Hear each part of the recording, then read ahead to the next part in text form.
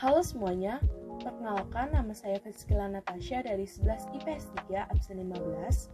Pada kesempatan kali ini saya akan mempresentasikan pengayaan dari buku fiksi dan non-fiksi. Nanti juga akan saya sertakan contoh dan pembahasannya dari hasil membandingkan kedua buku yang sudah saya baca. Jadi jangan lupa nonton sampai habis ya. Selamat menyaksikan. Buku fiksi adalah buku yang bercerita tentang sesuatu yang tidak pernah terjadi. Karangan dibuat berdasarkan imajinasi, bukan sejarah atau fakta. Namun hanya berupa ide dan hayalan sang penulis saja. Fungsi dari buku ini pun hanya untuk hiburan semata. Contoh dari buku fiksi ada cerpen, cerita rakyat, legenda, dongeng, dan sebagainya. Sedangkan untuk buku non-fiksi adalah buku yang berisi pengetahuan, wawasan, dan berdasarkan fakta atau kenyataan yang ada di sekitar kita. Contoh dari buku ini adalah buku pelajaran, biografi, karya ilmiah, buku ensiklopedia, dan sebagainya. Terdapat 6 struktur dari buku fiksi. Antara lain yang pertama ada abstrak, yang merupakan ringkasan atau inti cerita. Yang kedua, orientasi, yang berisi tentang pengenalan tokoh yang terlibat dalam cerita. Yang ketiga, komplikasi, yang berisi urutan kejadian yang dihubungkan secara sebab akibat. Yang keempat, evaluasi, yaitu bagian pemecahan masalah. Yang kelima, resolusi, yaitu bagian yang mengungkapkan solusi dari berbagai konflik yang dialami tokoh. Dan yang keenam, koda, merupakan nilai-nilai yang dapat dipetik oleh pembaca dari sebuah teks. Sedangkan pada buku non-fiksi terdapat 3 struktur. Antara lain yang pertama orientasi, yang berisi tentang pengenalan tokoh yang terlibat dalam cerita. Yang kedua urutan peristiwa, yang berisi urutan peristiwa yang terjadi dalam cerita mulai dari awal permasalahan sampai akhir permasalahan. Dan yang ketiga reorientasi, yang merupakan akhir cerita yang berisi kesimpulan suatu cerita dan menjadi penutup cerita. Ciri-ciri pada buku fiksi yaitu yang pertama bersifat rekaan atau imajinasi, yang kedua menggunakan bahasa yang konotatif atau tidak sebenarnya, yang ketiga tidak mempunyai sistematika yang baku, yang keempat memiliki pesan moral atau amanat, dan yang kelima ketika dibaca ceritanya membuat para pembaca ikut merasakan yang sedang terjadi di dalam cerita. Sedangkan ciri-ciri pada buku non-fiksi yaitu yang pertama menyajikan temuan baru atau menyajikan temuan yang sudah ada namun diperbarui menggunakan fakta yang ditemukan kembali. Yang kedua, ide yang tertulis secara jelas dan sistematis. Dan yang ketiga, menggunakan istilah asing yang kadang dicampur dengan bahasa lain. Kaidah kebahasan pada buku fiksi yang pertama, menggunakan metafora atau perumpamaan yang sering digunakan untuk membandingkan sebuah benda. Yang kedua, menggunakan metonimia atau kata ganti tertentu dan gaya bahasa yang digunakan yang memiliki pertalian yang kuat. Yang ketiga, menggunakan simile atau persamaan. Yang keempat, menggunakan kata ganti baik orang pertama atau orang ketiga. Dan yang kelima, menggunakan kata konotatif.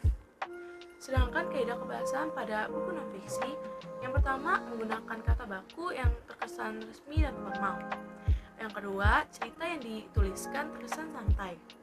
Yang ketiga, menggunakan kata asing dan kata yang belum termasuk kata serapan. Yang keempat, menggunakan kata denotatif atau sesuai dengan maknanya.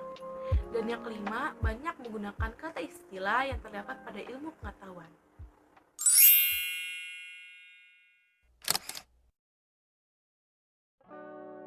Identitas buku. Judul Sosok Pejuang Bangsa Dr. Adenan Kapogani.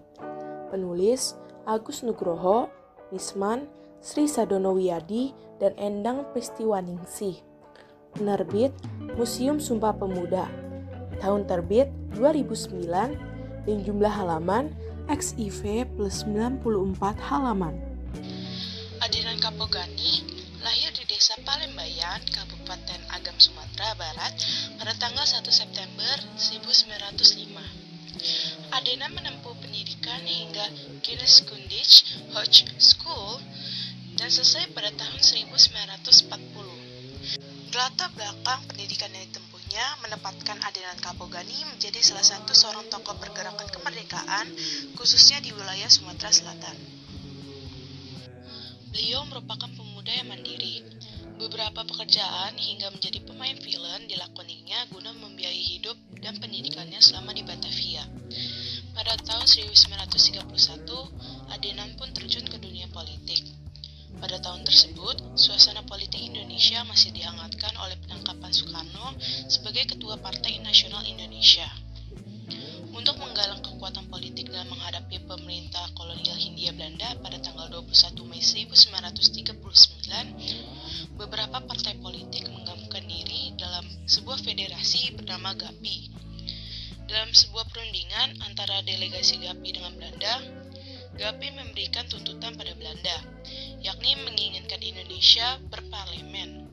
Akan tetapi tuntutan tersebut tidak disetujui oleh Komisi Visman. Antara bulan September 1942 sampai Oktober 1943, Adenan ditangkap Jepang dengan tuduhan melakukan perlawanan nasional, aktivitas ilegal, mata-mata sekutu, dan tuduhan lainnya yang membuat Adenan ditahan selama kurang lebih 3 bulan. Selama ditahan, ia mengalami berbagai penyiksaan yang hampir merenggut nyawanya. Ia pun dibebaskan setelah campur tangan Bung Karno di Jakarta. Sekembalinya ke kota Palembang pada Juni 1945, Adenan menerima kunjungan teman-teman politiknya. Pada bulan yang sama, Adenan menghadiri Sumatra Cho Sangiin, dan di sana ia berpidato keras yang mengatakan tidak ada Indonesia merdeka berarti tidak ada bantuan lagi bagi Jepang. Penguasa militer tertinggi Jepang pun mengeluarkan perintah penangkapan kembali karena pidato keras tersebut. Akan tetapi perintah tidak sempat dijalankan dan Adenan Kapogani kembali ke Palembang dengan selamat. Pada tanggal 2 Oktober 1946, Adenan diangkat menjadi Menteri Kemakmuran. Ia bertugas untuk menciptakan kesempatan untuk memasukkan uang bagi kepentingan perjuangan. Seluruh potensi dikerahkan untuk mencapai tujuan tersebut, sehingga ia berhasil membangun jaringan penyelundupan di seluruh kota pelabuhan. Menjelang agresi Belanda ke-1, Adenan ditangkap karena Belanda sudah tidak mengakui persetujuan Linggarjati dan dibebaskan atas negosiasi antara pemerintah RI dan Belanda. Di tengah kesibukannya meninjau keadaan ekonomi masyarakat Sumatera, Belanda melakukan agresi militernya yang kedua dan berhasil menguasai kota-kota di Sumatera Selatan. Namun, Adenan bergerak cepat dan mengatur strategi dengan menempatkan markasnya di 2 tempat di daerah pegunungan dan memimpin serangan terhadap Belanda secara bergerilya. Serangan-serangan tersebut berhasil mengacaukan Belanda dan mengganggu mobilitas tentara Belanda. Setelah selesai perang, Adenan dianugerahi bintang gerilya yang melambangkan 4 kresidenan di Palembang. Di kesibukannya dalam politik dan pemerintahan, Adenan tetap membuka praktek kedokterannya guna melayani masyarakat. Ia juga menerapkan sistem subsidi silang, yaitu orang kaya membayar mahal, pegawai negeri setengah, dan yang miskin gratis. Pengabdiannya di bidang pelayanan kesehatan terhenti ketika ia sakit dan meninggal dunia. Adenan adalah sosok pejuang yang berwatak kerakyatan, dan loyalitasnya kepada atasannya sangat tinggi.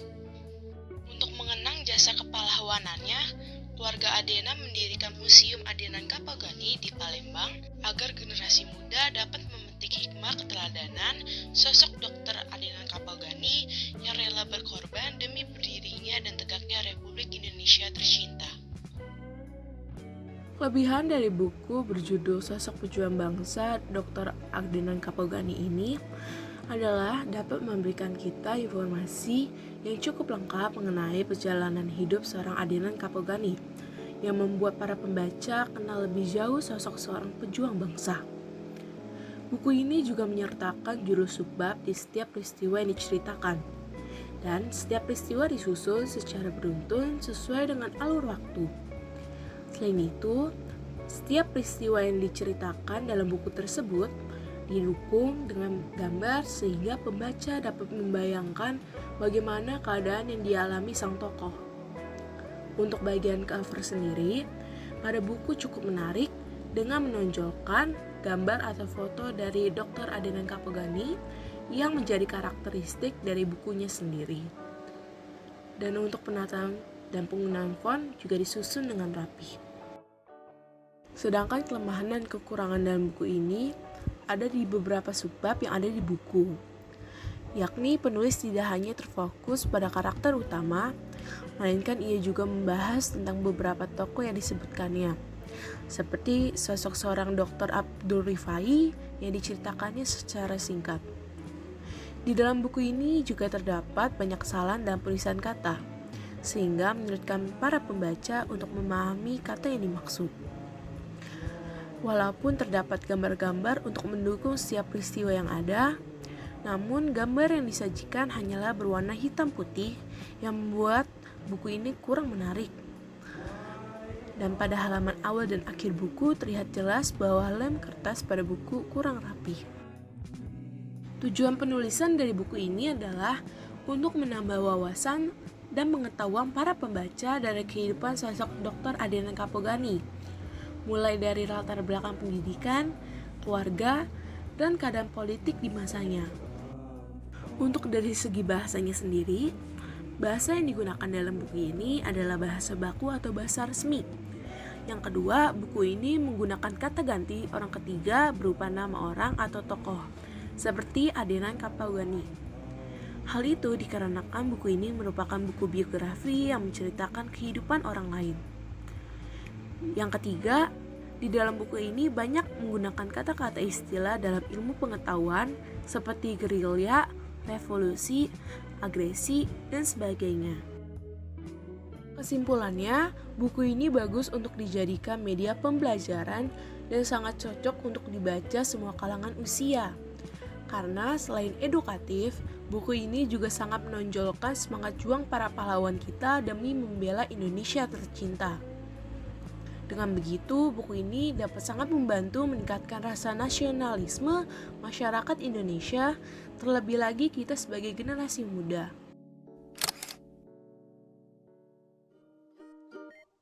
Identitas buku. Judul The Positive Side of Corona Pandemic. Penulis Hadi Ong. Penerbit PT Insa Mandiri Cendekia. Tahun terbit 2020 dan jumlah halamannya 96. Malam ini adalah malam pertama dari pelaksanaan program social distancing di Jakarta. Sang ayah menyadari bahwa anak bungsunya yang berusia 12 tahun ternyata begitu peduli kepadanya. Terlihat dari si bungsu yang mempunyai kekhawatiran terhadap sang ayah yang akan jobless karena pekerjaannya yang seorang motivator. Keesokan harinya, sang ibu bangga dengan anak lelakinya yang sudah beranjak dewasa dan membantunya untuk membuat gantungan rak di dinding kamar.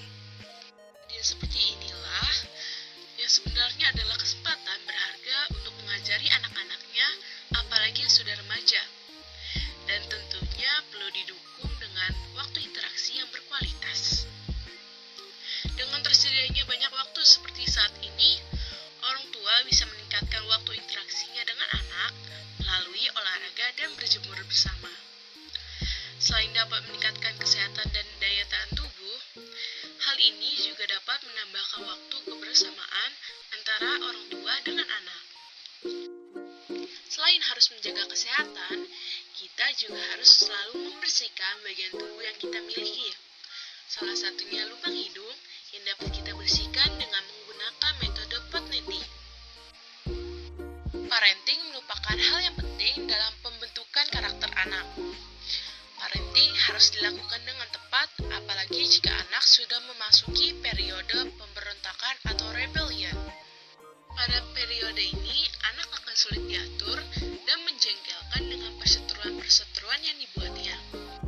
Lalu, dari mana orang tua dapat belajar ilmu parenting yang baik dan tepat bagi anak-anaknya? Tempat belajar atau guru parenting terbaik bagi orang tua adalah anak-anaknya sendiri, dan dengan syarat bila orang tua bersedia belajar dari mereka. Karena anak mengajar kita untuk bersikap bersikap apa adanya tanpa kepalsuan. Salah satu ilmu parenting yang dapat orang tua ajarkan ke anak adalah Gratitude Journal. Dengan ilmu ini, orang tua mengajarkan putra-putrinya untuk pandai bersyukur dan menangkap berbagai berkat yang dianugerahkan Sang Pencipta kepada kita. Di si pandemi seperti ini, kita juga dapat mengetahui dan mengenali lebih jelas karakteristik seseorang.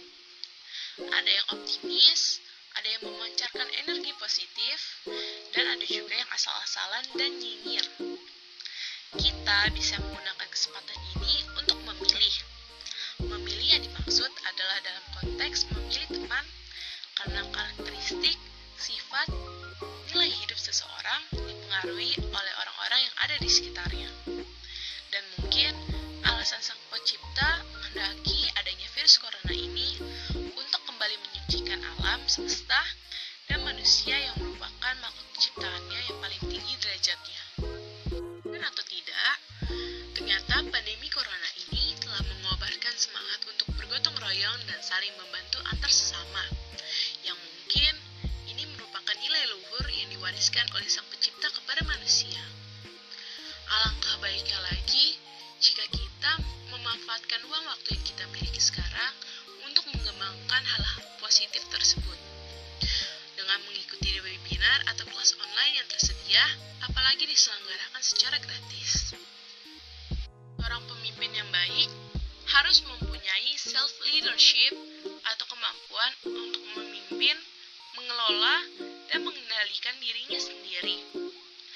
Pada penerapan WFH dan social distancing ini, berlaku beberapa kondisi paradoks, yang dimana kita harus bersikap seperti seorang pemimpin yang bisa mengendalikan dirinya untuk mengambil aksi dan sikap yang tepat dalam kondisi paradoks ini.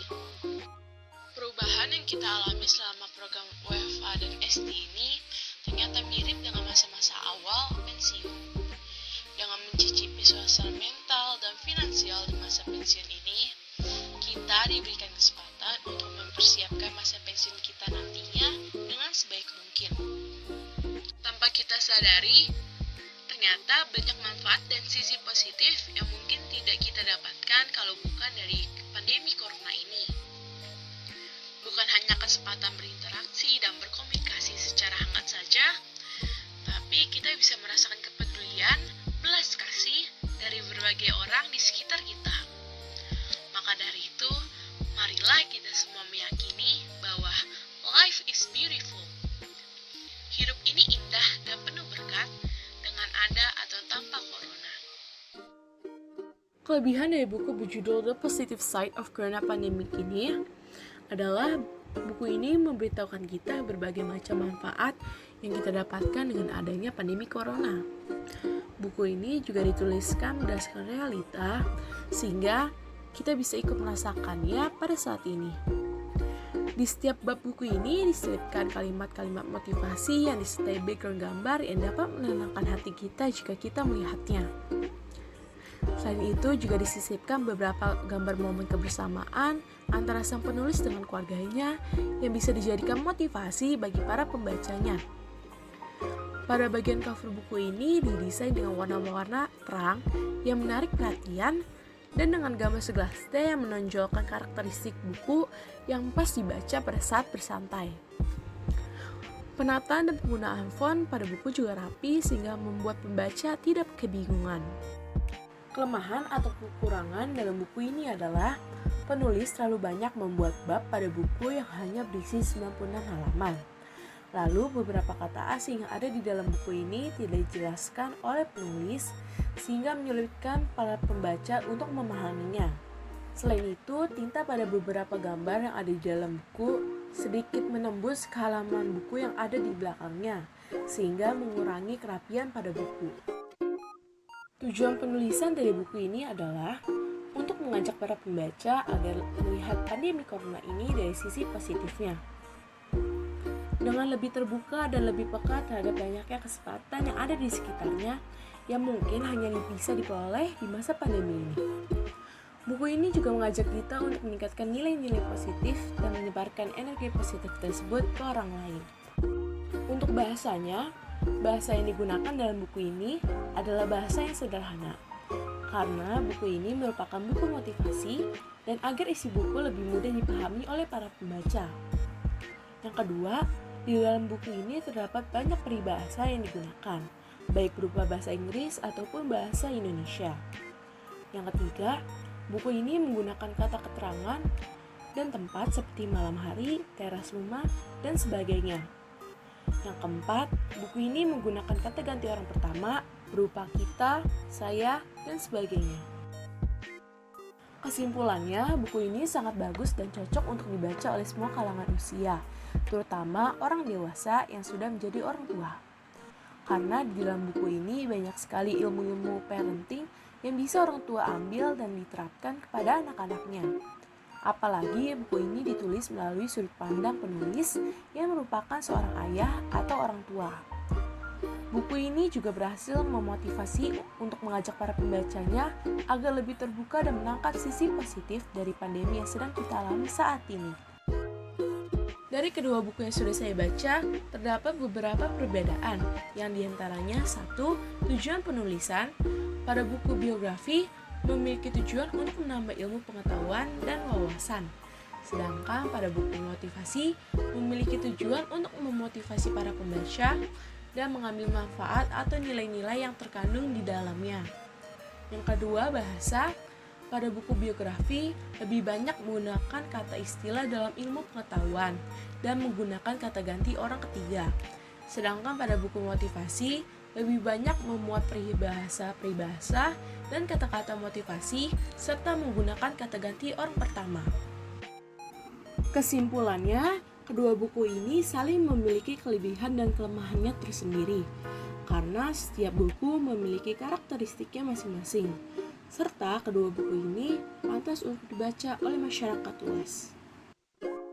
Nah, itu dia video presentasi tentang pengayaan buku fiksi dan non-fiksi. Mohon maaf apabila ada kesalahan kata. Sekian dari saya. Terima kasih.